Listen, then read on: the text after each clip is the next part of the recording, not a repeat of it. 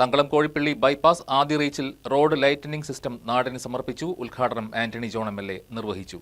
4.5 കോടി രൂപ ചെലവഴിച്ച് നിർമ്മാണം പൂർത്തീകരിച്ച തങ്കളം കോഴിപ്പള്ളി ന്യൂ ബൈപ്പാസിലെ ആദ്യ റീച്ചായ തങ്കളം മുതൽ കലാ ഓഡിറ്റോറിയം വരെയുള്ള ബൈപ്പാസ് റോഡിൽ ആവശ്യമായ വെളിച്ച സൗകര്യം ഒരുക്കുന്നതിന് വേണ്ടി ഇരു സൈഡുകളിലുമായി 60 വാട്ടിന്റെ 73 LED ലൈറ്റുകളാണ് സ്ഥാപിച്ചത്. 7 മീറ്റർ ഉയരത്തിലുള്ള പോളിലാണ് LED ലൈറ്റുകൾ സ്ഥാപിച്ചിരിക്കുന്നത്. MLA ആസ്തി വികസന ഫണ്ടിൽ നിന്നും 65 ലക്ഷം രൂപയാണ് ഇതിനായി ചെലവഴിച്ചത്.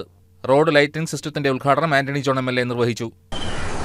തങ്കളം കോഴിപ്പള്ളി ന്യൂ ബൈപ്പാസ് കോതമംഗലത്തെ സംബന്ധിച്ച് ഏറെ വർഷങ്ങളായി ഈ നാട് കാത്തിരുന്ന ഒരു പദ്ധതിയാണ്.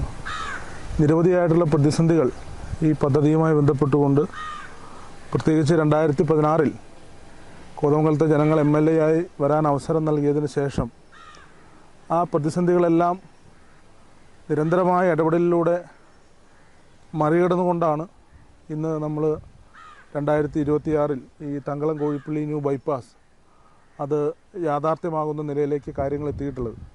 ചടങ്ങിൽ 32-ാം ward councillor Salim Cheriyan, CPM area committee അംഗവും മുനിസിപ്പൽ പ്രതിപക്ഷ നേതാവുമായ CPS ബാലൻ, വ്യാപാരി വ്യവസായി സമിതി secretary Saji Madavana, town Juma Masjid president Naushad V, Saji Santhosh, PS Navas, Sibi, Aparna Menon, Sibi Artline, Aloshy Thomas, VK Krishnan തുടങ്ങിയവർ സന്നിഹിതരായിരുന്നു.